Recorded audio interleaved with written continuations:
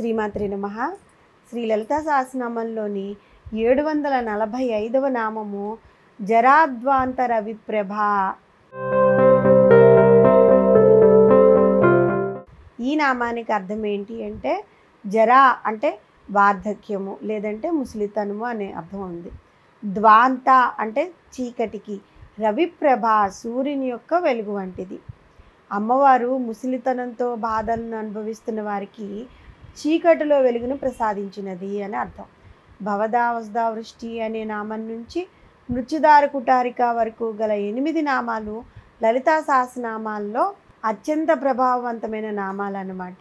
ఇవి జగన్మాత ప్రసరించే అపారమైన కరుణా కటాక్షాలకు అవి నిదర్శనములని మనము ప్రతి నామంలో చెప్పుకుంటూ వస్తున్నాం కదా.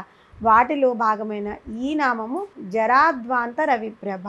దీనిలో బాల్య, కౌమార, యవ్వన దశలను దాటి వార్ధక్య దశలో ప్రవేశించి ఆ దశ కల్పించే బాధలకు తట్టుకోలేక విలువల్లాడే తన భక్తులకు అమ్మవారు దట్టమైన చీకట్లో ఒక మెరుపు కాంతిలాగా ఏ విధంగా ఆశాకిరణమైన దారి చూపుతుందో ఈ నామంలో ఉందన్నమాట.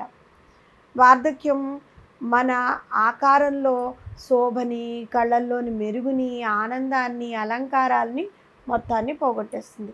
మన వికాసం కోల్పోయి మన శక్తి, మనస్తత్వము క్షీణించినట్లు మనకి అనిపిస్తూ ఉంటుంది. మన శరీరంలోని ప్రతి అంగము బిగుసుకుపోయినట్లు అనిపిస్తూ ఉంటుంది. ప్రతి చర్యలోనూ నైపుణ్యం తగ్గి ప్రతి నరం కూడా నీరసంగా కొట్టుకున్నట్లు అనిపిస్తూ ఉంటుంది. అప్పుడు మనకి ఎలా అనిపిస్తూ ఉంటుంది అంటే, చిన్నప్పుడు మనం ఎంత బాగా తిరిగేవాళ్ళం, ఎంత బాగా చేసేవాళ్ళం, ఆ ఓపిక ఇప్పుడు లేదు అని పాత రోజులు మళ్ళీ గుర్తుకొస్తూ ఉంటాయి. మళ్ళీ ఆ రోజులు రావు కదా అనిపిస్తూ ఉంటుంది.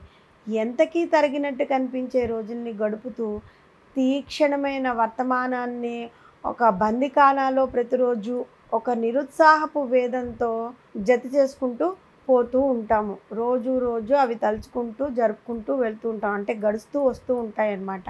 అయితే ఈ వార్ధక్యం అన్నది ఒక సహజమైన శారీరక పరిణామం దశ మాత్రమే. ఇది మనిషికి శాపం కాదు. అది జీవితపు అనుభవాలతో నిండి ఉంటుందన్నమాట. మృత్యువు గురించి భయం, భవిష్యత్తు పైన చింత, జీవితంలో కోల్పోతున్నదంతా తిరిగి పొందాలనే తపన వార్ధక్యం యొక్క లక్షణాలు. వార్ధక్యంలో జ్ఞానేంద్రియాలైన చర్మము, కళ్ళు, చెవి, ముక్కు, నాలుక వీటి యొక్క పనితనం తగ్గి జీవితంలో అన్నీ కోల్పోయామన్న భావనలో మనిషి కుంగిపోయి అంధకారంలోకి వెళ్ళిపోతూ ఉంటాడు. అయితే ఈ వార్ధక్యం నిజంగా అంధకారమా? కానే కాదు. బాల్యమును ఆటపాటలతోనూ, కౌమారాన్ని తెలిసి తెలియని పనులతోనూ, యవ్వనంలో కుటుంబము, ఇతర పరిస్థితుల గురించి ఆలోచనలతో వృధా చేసుకున్న వారికి ఈ వార్ధక్యం అన్నది ఒక వరం లాంటిది. అటువంటి వారు తమ ధ్యానమును అమ్మవారి వైపు కనుక మరలిస్తే వారి జీవితం ఇంకా అమృతపాయమైపోతుంది. కారు చీకట్లో ఒక మెరుపు తీగలాగా జగన్మాత వారికి మహాద్భుతమైన మార్గాన్ని చూపుతుంది. కనుకనే వసన్యాది వాగ్దేవతలు ఆ తల్లిని జరాధ్వాంత రవిప్రభ అనే నామంతో కీర్తించారు.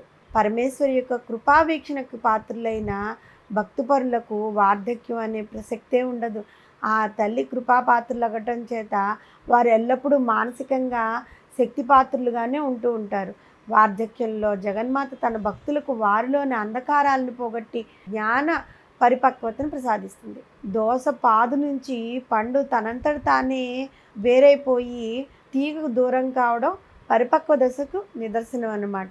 జ్ఞానం అనే అనుభవంతో, వైరాగ్య భావంతో బంధాల నుంచి విడివడి ఈ సమాజ శ్రేయస్సు అనే పరిపక్వ దశకు చేరగలిగిన వారే జ్ఞానవృద్ధులు.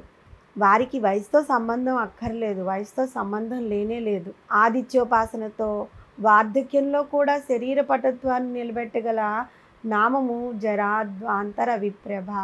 100 సంవత్సరముల వయసులో కూడా తమ కార్యక్రమాలను తాము నిర్వహించుకుంటూ అంతిమముగా సునాయాసంగా తన శరీరాన్ని వదిలివేసిన వారి గురించి మనం వింటూనే ఉంటూ ఉంటాం.